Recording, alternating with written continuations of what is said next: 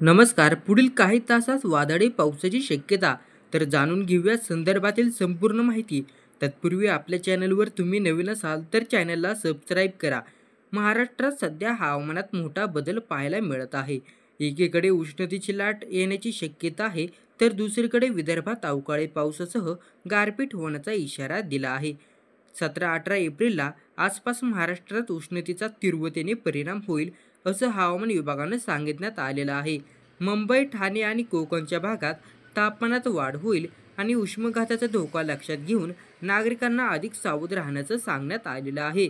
हवामान बदलामुळे अनेक ठिकाणी तापमान 38 आणि 44 डिग्री सेल्सिअस दरम्यान पोहोचलं आहे.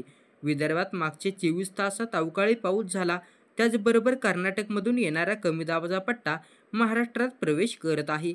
त्यामुळे आणखी काही दिवस आणि गारपीट होण्याची शक्यता वर्तवण्यात आलेली आहे. या सगळ्यामुळे शेतकऱ्यांना मोठा धोका निर्माण होऊ शकतो. म्हणूनच हवामान विभागाने पुढील 5 दिवसांसाठी विशेष अलर्ट जारी केला.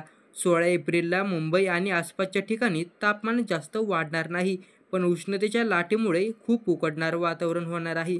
सिंधुदुर्गमध्ये काही ठिकाणी हलक्या पावसाचा अंदाज आहे, तर कोल्हापूर, सातारा आणि इतर काही भागात विजांचा कडकडाट सोबत पाऊस होण्याची शक्यता आहे.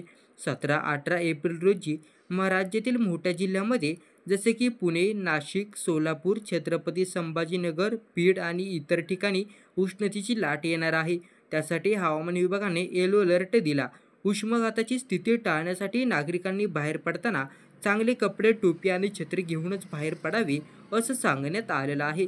विदर्भात अवकाळी पाऊस आणि गारपिटीचा इशारा देण्यात आला. बुलढाणा, भंडारा, नागपूर, वर्धा, चंद्रपूर आणि इतर जिल्ह्यांमध्ये वादळी वारे, गारपीट होण्याची शक्यता आहे. त्यामुळे शेतकऱ्यांनी विशेष काळजी घ्यावी लागणार आहे.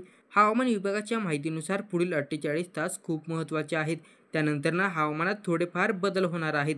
तर ही माहिती उपयुक्त वाटली तर इतरांना नक्की शेअर करा आणि चॅनलला सबस्क्राईब करा.